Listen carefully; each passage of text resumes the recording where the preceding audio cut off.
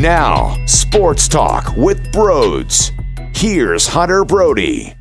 What is going on, everyone? Welcome to Sports Talk with Brodes. This is outrageous, huh? The fact that 76ers basketball is ready to rock and roll and tip off. I'm so juiced up about it. There is no denying that I'm ready to see this occur every single damn night. Watch guys run up and down the hardwood. Give me some charges. Give me some defense. Because here I am, ready to pounce on some hoops. Now, when you look at this team, I feel that you need to give them a 20 to 25 game stretch before you give your first initial assessment on what they are. Because we all know, new regime, new coaching staff, new system, new culture, new players. There's going to be bumps and bruises along the way. There will be plenty of mistakes, miscommunication, defensive breakdowns, you name it. There will be times where this team is in trouble, but you can't say, oh, because their sixth game in, they had some issues and that bled into the eighth and ninth game, that's who this team is. It's very similar to when I listen to music, and I definitely am involved in the hip-hop game pretty intensely. I love listening to albums track one all the way through. That's how I do it. Yes, there are moments and songs that are just bangers, and it's all about the singles, but I feel that you're missing out on poetry. This is artwork. It's like a movie. You need to see it from beginning to end. You need to listen to albums all the way through. But it can't be one time. I never tell people how I feel about an album until I listen to it from top to bottom for a minimum of at least 3 times. Because you need to see it, hear it, feel it. Well, same thing with this basketball team. And to compare the minimum of 3 times when it comes to the albums to the basketball team, well, 25 games, 20 to 25 games until I can properly give them my first assessment of the team. So I'm looking forward to it. And let's be realistic. It starts with the 2 stars. It starts with Ben Simmons and Joel Embiid when you look at the development of what this team can possibly be. All right, Ben Simmons, how will he take his game to the next level? Will he take his game to the next level? And I know there's a bunch of people screaming, I haven't seen a little bit of growth since he first got in the league. And well, those people are morons. Those people are idiots. He's not shooting the ball. Very frustrating. Very annoying. Brutal, to be honest with you. But he has absolutely added to his game in so many different ways. Basketball IQ, facilitating, getting stronger, learning the physicality of the league, just gaining experience from that. Defensively, he went from good defender to great defender to elite defender. So, yeah, he has grown. He has added to his game. It's just not the one thing that we're all waiting for. And I acknowledge that it makes me want to rip my damn hair out, but there's nothing we can do about it at this point. I personally, you might, but I personally do see that he has worked on his game offensively. Unfortunately, though, not at the pace that I'm excited for. Let's keep it 100. Definitely would have liked it more. Now, before we keep continuing here, we are broadcasting live from the Manscaped Man Cave. Get 20% off and free shipping with the code BROD at manscaped.com. So a couple things that I'm looking for out of Ben, and yes, shooting is the obvious, but also free throws. And I've been stressing this for a little bit of time now when it came to leading up to the season. Ben Simmons needs to be able to knock down his free throws at a way higher percent so he can show his aggressiveness, so he can go downhill, so he can catch the basketball, go the full court. They utilize that new screen because you know that they're using a lot more picks this year. Get that, pick that up as you're going up court. Utilize it, boom, take it to the rack. There's so many things that you can do when you feel confident about your free throw shooting. So that is so big. That is insanely crucial and beneficial to what we have in Ben Simmons. So free throw shooting, the pick and roll with Embiid and without Embiid. I want to see, too, will he ever screen? Will he ever roll to the basket? Because he can do that. He can do that extremely well, actually. He's a phenomenal roller. So just utilizing the pick and roll game with the basketball in his hands, how will teams defend it? Well, I'll tell you how they're doing. They're going to sag off Ben Simmons, go with the roller, and dare the guy to shoot the basketball. But I want to see how that happens over time. I want to see how he specifically adjusts to it. First couple of games, let's say he's getting the feel. He's seeing what teams are going to do. And then as he continues to use that in sets, well, he'll get more comfortable in taking those shots if he will go that route. But I want to see how he personally makes these adjustments in game. Not only in game, but also from game to game. The pick and roll game is going to be very big. Brett Brown did not use that at all. A lot of dribble handoffs. In an era where everyone seems to use the pick and roll, that wasn't what Brett Brown liked to do. You're going to see it left and right. 90% of the possessions. Boom, boom, boom, boom, boom. Pick and roll, pick and roll, pick and roll. Use the pick, use the pick, use the pick. Well, that's a huge statement and a big-time philosophy when your point guard isn't someone who's willing to shoot the basketball. So I think over time, you're going to see how this all plays out and what type of season we're heading into. If I didn't see any shot in the preseason, I would automatically assume you get nothing. You're going to be pissed off. You're going to hate it. But the fact that he was willing in a 2-for-1 situation to just pop the three, and yes, we did point it out, and everyone did mention that that is what he did coming up the floor, but it's not this big story as much anymore. It's not as overblown when he does it, because he pops it in here and there. And I've been the first to yell, I don't want to see it once and then never again for 25 games. When we see it next will be very telling. He nonchalantly, 2-for-1, decided, I'm going to pop it. That's great. If we see it again in game 1 or 2 of the regular season, even if it's nothing special, even if it doesn't even go in, well, okay, that's a big jump from 1 every 20 games. So the next time is telling for me. If you get it within the first 3 regular season games, let's say, we might have something here. It's wild that that's what I'm saying, but it is reality. Will you see Ben Simmons play the center?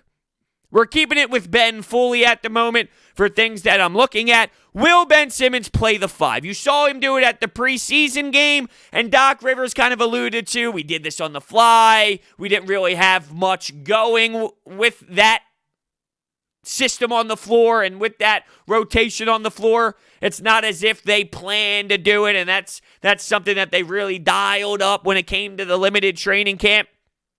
So was there anything that Doc Rivers saw that he'd be more willing to dive into? Is it something that they would try to put Ben Simmons at, depending on the matchups? You have a very unique spot when you have a 6'10 point guard that can play the 1, the 4, the 5. And will you see him off the ball at any point? I would imagine there'll be time where Shake Milton is available and Ben Simmons will be your off-the-ball point forward, and they would do a LeBron Kyrie back in Cleveland type attitude where they can both dribble up the floor. They can both be the guy that runs the show and runs the offense depending on the possession. So I just want to see when Ben is not playing your typical 1, your typical point guard position, do you see him at center? Do you see him at the 4? And if he is playing the 4, is he in the dunker spot? The dunker spot is something that doesn't fly with Ben Simmons. It takes him out of the game. He stands in one area. He's got so much to give, and telling him, yo, do this, sit in this spot on the floor, don't move, and don't get in on the action. Well, you're limiting Ben Simmons tremendously when you do that. So the dunker spot, I did not like that approach with Ben. Where is he if he's playing the 4? Is he stretching the floor? And if he is, what's the defender doing? Because I'd imagine he's going to sag off and give a lot of help to whoever has the basketball in their hands. But I mentioned this before when it came to Ben Simmons. I watched a lot of tape after the first preseason game, and there's a lot of times where he was getting the basketball in the post with his back to the basket, and they were trying to run offense that way. We got to stop. Ben Simmons can post up. He can use his body and his size to his advantage, but there's a difference between running the offense through him legitimately being in the post and wanting to work with his back to the basket compared to other elements where he utilized backing his defender down, but then turning around, squaring his shoulders to the basket and attacking the rim that way. That's where you get the best Ben Simmons. Downhill, full throttle, let him get his body perfectly angled with the basket, and he's ready to destroy any opponent. So you got to do it that way. I don't want to see traditional post-ups. The post-ups do not benefit his skill set. Here's another thing. You hear this a lot with Embiid, and yes, we will talk about it when we get to Embiid, but health for Simmons. Last year, the All-Star game, he fell on his back. He finished out the game, and then when the Sixers returned to break, he had the back injury. Then he couldn't play for a significant amount of time. Then in the bubble, there was the injury. So, Ben Simmons, big-time injury. Played a role in what you got in the playoffs. Although I thought the Sixers were screwed regardless, I didn't anticipate them doing real damage against the Boston Celtics, but not having Ben Simmons totally annihilates the identity of your basketball team. I know, they struggle in the half court.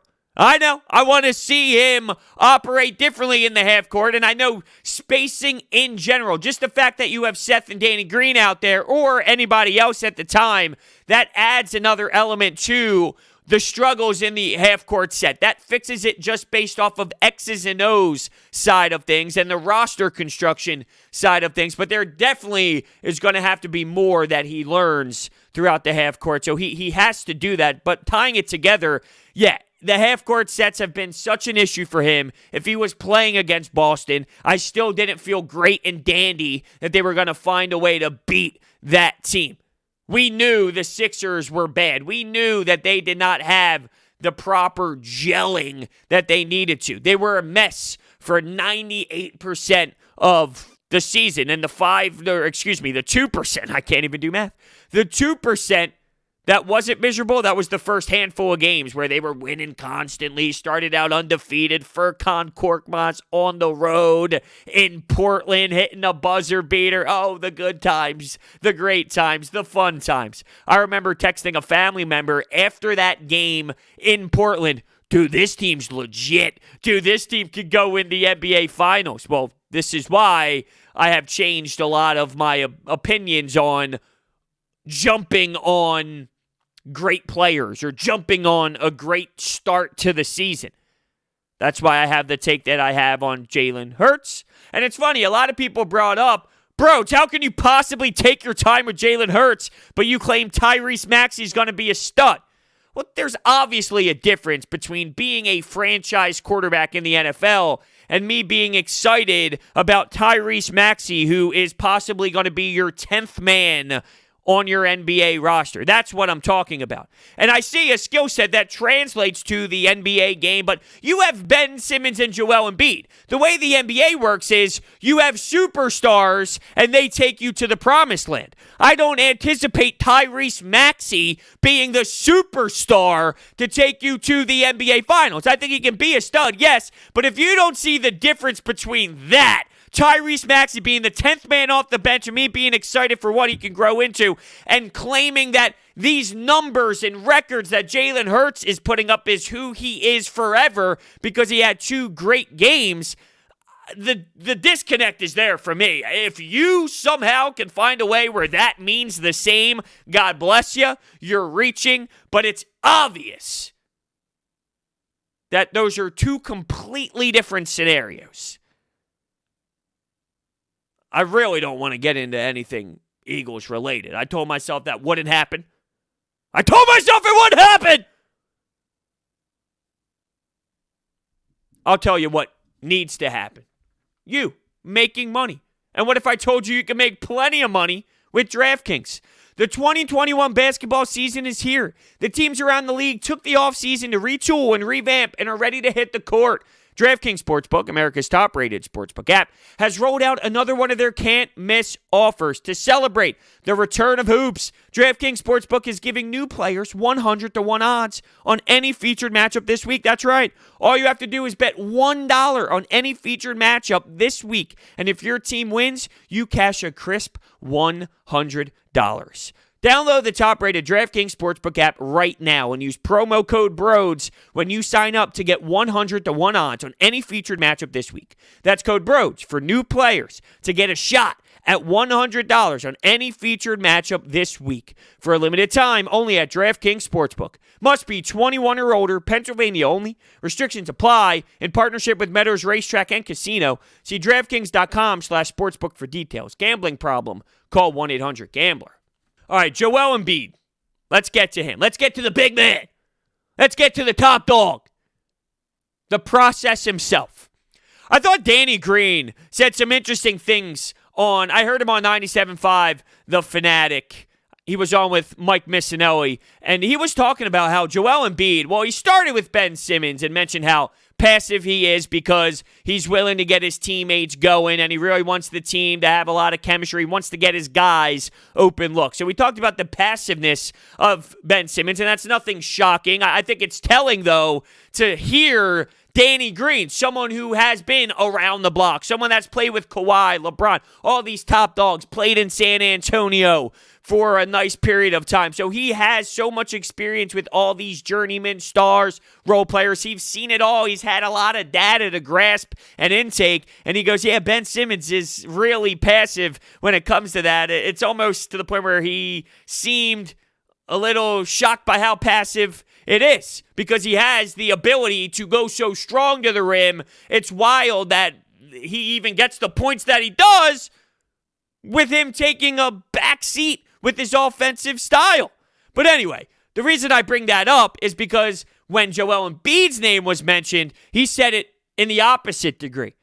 Ben Simmons was passive. Joel Embiid, no, different. It's different. So based off of that, that tells me that Joel Embiid in practice and throughout training camp has a different initiative. Give me the damn ball. I want the shots. I want to be the man. I want the opportunities. That's the way that I read his comments and his statements about those two individuals. So, not that I'm extremely baffled by hearing that, because I think that's kind of been what it has been over the last handful of years. It's been Joel Embiid more being the leader of the two. How do we see that, though? And does it intensify from what we've seen in years past? Does it hit another level? Let's say Joel Embiid, if I'm going to give you this scale of 1 to 10, let's say in the big picture, looking at how everyone operates in the NBA, he was at a 6 in terms of give me the damn ball. Well, what if now he's at an 8? Let me see it at the 8. Let me see it at the 8.5. I doubt he's going to be at the 10 mode. 10 mode is like Kobe Bryant. That's what that is. Give me the ball. I don't think he'll be there. But will you see it elevate? Will you see him climb up a couple numbers? Pick and roll defense is really big. And I've already seen what they're going to do. A lot more help defense and a lot more of the big man being closer to the pick and roll action. Well, how does Joel Embiid now utilize himself in protecting the rim? Does he get beat a lot more going to the rim? He obviously has a long wingspan, so even if you drive by Joel Embiid, it's going to be tough to go up and make that layup without him swatting it against the backboard. But let's be realistic. If you have a smaller, quicker guy, if they get to come around the screen, the ball screen, and Embiid is too high up, there will be a lane. So I just wonder, what's it going to look like? Do you see him get beat more that way? Last year, you saw him sag off so much that he was just getting beat with the mid-range game because there was a soft area in the pocket to the right or left of the ball screen. So this will absolutely change things. I want to see how he now plays in that area, in the rim protection area, because he's going to be up more.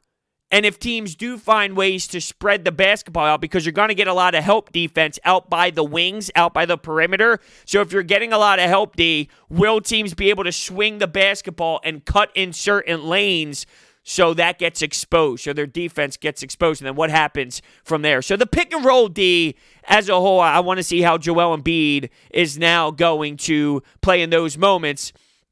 How is he utilized? First preseason game, which was the only preseason game he played, he did not play the second at all. Doc Rivers was blown away with how he played because there were no real sets for him. There were no Joel Embiid plays. That was just what came out naturally. The basketball found him. He was making nice cuts, and there is a two-man game between Ben Simmons and Joel Embiid that they did a handful of times where Joel Embiid is cutting to the basket full speed. Ben Simmons is about at the elbow, and he dishes him on the fly, sort of like a quarterback hitting a running back or a wide receiver in stride as they're trying to make a play. That's exactly what it is. I saw that a handful of times. I want to see what the plays are like for him, though. There's going to be a bunch. There's going to be billions. Because when the game's on the line and when you need a bucket, your guy is going to most likely be Joel Embiid. And I'm not even talking about late game situations. Those play a role without a doubt. When it comes to crunch time, Joel Embiid, what can you dial up for us? Doc Rivers, what can you apply X's and O's wise that will help out this basketball team in those moments? But I'm even talking first, second, third quarter where you're just getting the flow of the game. You're getting into standard sets. Not like your fancy plays, but more of your standard stretches and your standard sets that you go throughout a normal 48-minute game. Low block. Spacing the floor. You're going to get it, people. You're going to get it. You're going to get Joel Embiid jacking up a bunch of threes. You know, I was watching that Lakers game. By the way, the Brooklyn Nets, Kevin Durant, they just blew Golden State out of the water. It wasn't even a contest. KD looks smooth, though. Oh, does KD look great? Awesome watching him play. So pumped that he's bounced back from the Achilles. He looked like a smooth assassin out there. And this is only game one. That's the scary part. He had 10 points early on. It was so cool to watch. I can't wait to see how he continues to perform. But I heard them talk about Anthony Davis because he averaged around three three-pointers per game. And they want him to be more in that 4 or 5 category. Oh, hold on. They're 4-5 position player. They want to be jacking that many threes. That's how the game's going. So you're going to see Joel Embiid working with that 3-point game. You're going to see him low block back to the basket. But he also has a face-up game. And we know that he gets to the free throw line at will. When someone has their hands in the cookie jar, he does the swing around, the standard swing around, throw your hands and feet back, get to the charity stripe. So he's very versatile. How does Doc take Joel Embiid's skill set, take his versatility, and dial up different looks for this basketball team that isn't what Brett Brown used? Passing out of the double teams. Major issue. A lot of turnovers. Time to take the next step. Now, I thought at times last year he excelled. There were times last year where he succeeded, and it stood out to me to the point where I was putting a bunch of notes on my paper throughout games. You know how I operate. I got a big notepad, and during the game, I'm jotting down all sorts of information, what type of runs the teams went on, good plays that I liked, key moments of the game, rotations. Passing out of double teams, I remember writing that down, check mark, check mark, check mark. Every time I saw Joel Embiid do something great, a red X when it was bad. But there were check marks on the paper. How does he build off of that? And another question, will teams even want to double team him as much, knowing that Seth Curry, Danny Green, those are the other options? It's a lot harder to make that decision. Although you're not going to allow the other team's best guy to destroy you at will, you're going to have to stop him. But it's not as easy. It's not as simple. Hey, go double Joel. Well, you're going to leave a 45% three-point shooter alone? Okay. Good luck. And lastly, with Embiid health. Him more than Ben Simmons. I'm definitely more worried with the Embiid side of things. And not only health, in terms of breaking body parts and bones. Aside from that, sickness. I was pissed off. I wasn't happy when he sat out the second game because of precautionary measures. And I know COVID plays a role in this, and nowadays you want to be safe and you don't want to be sorry. So COVID-19 adds another element to maybe being cautious. But this is something that we've been so a part of when it comes to Joel Embiid's career. How many times did we have to miss out on an Embiid performance because he wasn't feeling good? He had a stomach ache. He had to use the bathroom. And this just felt like another one of those Embiid moments that I'm sick and tired of. That I want to change the page. I want to flip the page. It's time for a new chapter. No more sickness. No more tummy aches. No more needing Tums. So health. I asked a bunch of you a simple question on my YouTube community page. What do you think? What do you think heading into tomorrow? So I definitely want to touch on a couple of these. This is from Alt-Delete. They should be better, but they're still not closer. Biggest fail was not finding a way to keep Jimmy Butler. You can find shooters. What's hard is to find the guys that can get their own shot at any time. And that's very reasonable. I look at this roster and I say that there is still issues. They don't have a full completed NBA title roster. They're missing a piece. Who can create a shot? Tyrese Maxey. Shake Milton seems to be growing into a nice piece, and I will definitely touch on those players and some of the other players as well as we continue here. But you're right, they don't have that shot creator. But Jimmy Butler didn't want to be here. And I know people want to claim that, they chose Brett Brown over Jimmy Butler and they could have kept Jimmy and just fired Brett Brown. It's not how it works. In La La Land, it could be that simple, but in reality, it wasn't that simple. It wasn't as simple as fire Brett Brown, the guy that just got you to Game 7 of the second round and was one quadruple doink away from going to the Eastern Conference Finals. I mean, to think that you just fire head coaches after making a jump from losing to Brad Stevens in such an awful way the year before, the coach showed development. The coach showed that he took steps in his coaching career in the postseason when it came to battling back with another coach, and they lost in an epic, crazy, wild way. You don't just say, like Jimmy Butler, it won't take you, we're just going to fire our entire coaching staff. It's what a bad organization would do in that moment. And I know, trust me, I think coaches have a limit on what they can possibly provide. So stars are more important. I'm very clear on that. But you don't just blow up everything internally because of Jimmy Butler. He's not LeBron. He's not Kevin Durant. I miss Jimmy Butler. Love his attitude, love his swag. But you don't blow up everything for a Jimmy Butler. That doesn't guarantee you the finals like some of these other stars in the league. You can find shooters. There's a ton of shooting all around the league. But can you find someone like Danny Green all around the league? He can defend.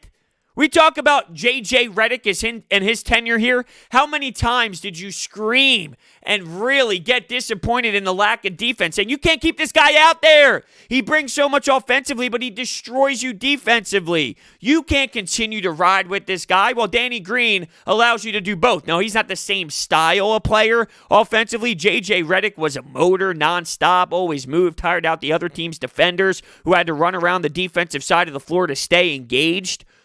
But Danny Green still brings you that three-point shooting ability. Not the best version of himself, but still a decent version. And then defensively, it's a totally different ball game with him.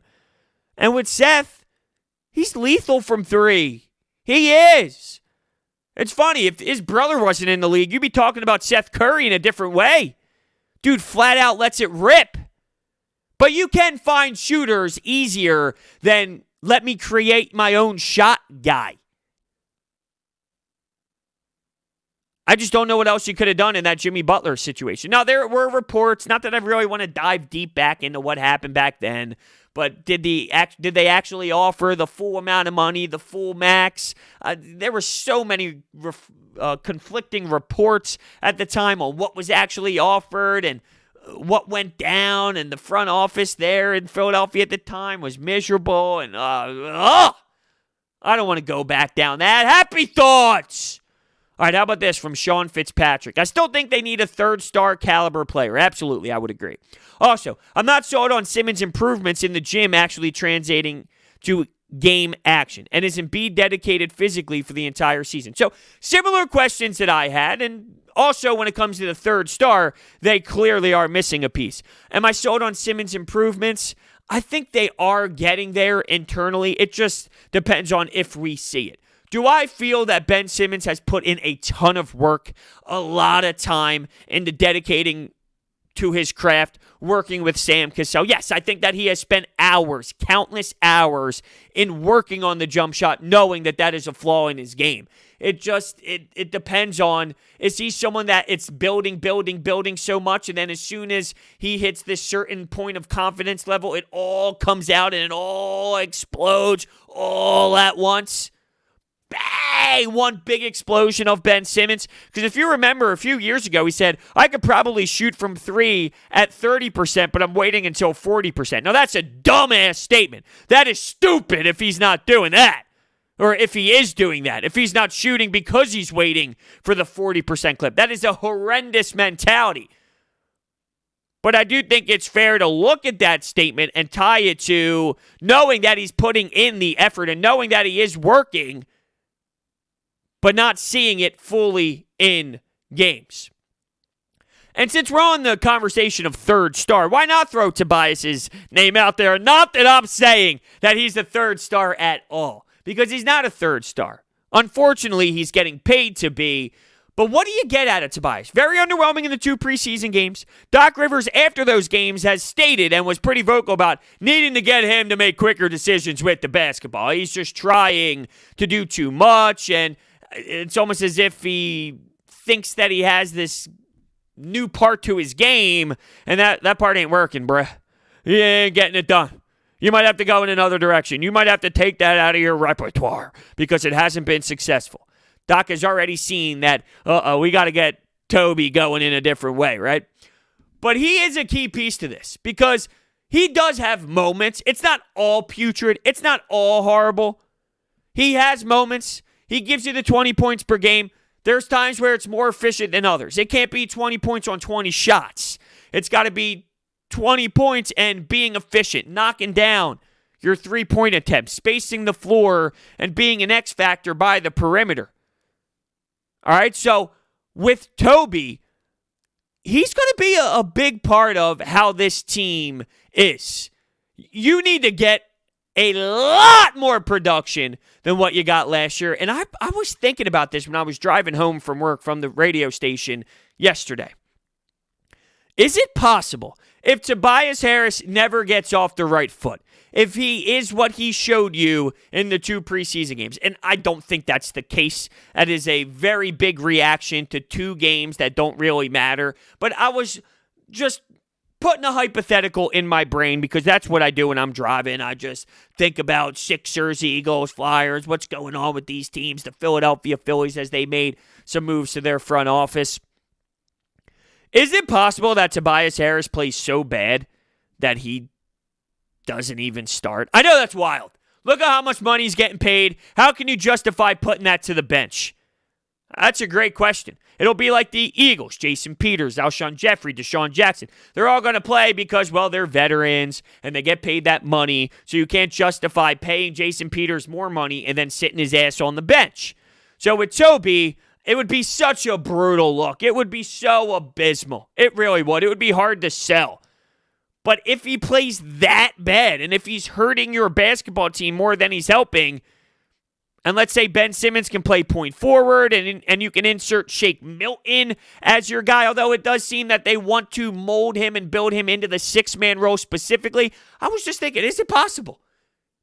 If Toby plays for 15 straight games in the beginning of the year, like we've seen him this season, at times, majority of the time, a high percentage of the time, could you? I really don't think so. But there are, I guess this defines the type of stuff that I think about in my head. Am I the only one to ever think this? Do I have a unique perspective on sports when I try and dive at some of these teams and their identity, when I try and really assess everything that's on the table? I don't know. I am a strange one. But I'll tell you what, I definitely need a sip of this peach mango body armor. Phenomenal item.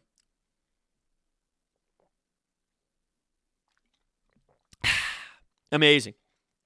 Absolutely amazing. So just some other things I want to point out. Danny Green, I want to see if he is a better version of what we saw during the late stretch with the Lakers. He did struggle. At one point, he was shooting around that 20% range from three. And yeah, everyone's going to point out the shot that he missed in the NBA Finals, but it's not really about that one. Shooters miss shots. Big moment. Pretty damn wide open with not a soul near him. So, ugly looking miss, but it was more than just the miss. That's the easy, simple one on the surface. He had some tough times throughout the back end. Will we get a better version of him, and will he be able to keep up the defensive intensity that he has brought? You know, he is getting older in his career. This league is more athletic than it ever has been. It's not easy to keep up with the young bucks. Will Danny Green be able to do it? The rotations, obviously, that's very interesting. Shake Milton, Furkan, Dwight Howard, Mike Scott, Tyrese Maxey. That's the bench. That's the way I see it, with Matisse Thybulle trying to earn some minutes. And, of course, these players can move up and down the rotation as well. Can Shake Milton maybe find himself in the starting lineup? Will you see different starting fives based off of matchups? Is he going to have a set lineup and a set rotation? Or, hey, we're going up against a smaller team, so maybe we can do this. Or, hey, we're going up against a bigger team. Maybe we'll do this. Will you see different matchups in regular season action just based off of, you know, what your opponent has and giving guys other looks? Look, Doc Rivers was big on load management with Kawhi Leonard, Paul George. Will we see load management with Joel Embiid? Now, I don't anticipate and expect him to play 72 basketball games. Joel Embiid is never going to play 100% of regular season ball. Are you going to see 52 of 72? 60 of 72? What are you going to get? How often is the load management going to be? Is everyone going to get load management? Well, you see it with Ben. Ben's motor is 100% all the time. He's always flying around, giving you 100% of the juice. So he's someone who doesn't really need the load management side of things, but just tying it together with what you saw in LA, I would imagine that you're going to see that being discussed. You're going to see that possibly happening at times. All right, and we'll end this with just a rapid fire of some other comments that the people listening made when it came to this basketball team and the outlook of the season. This is from Kyle Shadek. More optimistic than last year, but still unsure how it'll actually fit. On paper, everything looks great, and no one can fault the Sixers for the moves made. But it's time to see how it manifests. I think that's a great outlook on it, a great mentality. You're right. On paper, this makes sense. Last year, we convinced ourselves that it made sense, but it didn't really whatsoever. This time it does. How will it work? This is from Jacopo. I feel for the first months, they're going to be the good old Sixers. Turnovers, bad defense, and sloppy offense. I hope I'm wrong. I hope they're going to be great, but I think it's going to take a while to get going. Sure, and that's a lot of teams, new teams. Some squads, they only made minor moves. This team, they have a whole new adjustment from the X's and O's side of things, from a whole entire front office side of things. So there's so much happening here to think you're going to snap your fingers and instantly the team's going to be dynamite, no matter how they start out. Hell, last year they started out 5-0, undefeated, winning games with ease. With buzzer beaters, you name it, a lot of different ways of getting it done. And what did that mean? Well, it meant nothing because they were the complete opposite of that, let's say, 20 games in. So it will take some time, and you will see turnovers, you will see sloppiness, miscommunication. That's standard, though. To think anything otherwise, I feel you're going in with the wrong way of viewing this squad. This is from Izzy. I'm optimistic, but fully aware I will most likely be let down. So going with the approach of, I don't want to get hurt, so show me and prove me. I think that that's fair. I do that sometimes. I do that with Jalen Hurts. I do that with Ben Simmons in the shooting. Show me. I don't want to be let down. Show me. I've been let down in the past with all the jump shot videos with Ben. I haven't been let down in the past with Jalen Hurts, but I'm going with the Show me attitude, because I don't want to get all sucked in, and then if things do go south, go, damn it, why did I get convinced again? Why did I get sucked in again? And then lastly here from John Martin, I don't think we're going to be that good this season. And if we're not, I feel Embiid needs to go. Oh, geez. All right. Well, I think that is too much of a take for me. Too much of a hot take. So much of a hot take that it looks like we're going to end this bad boy right here.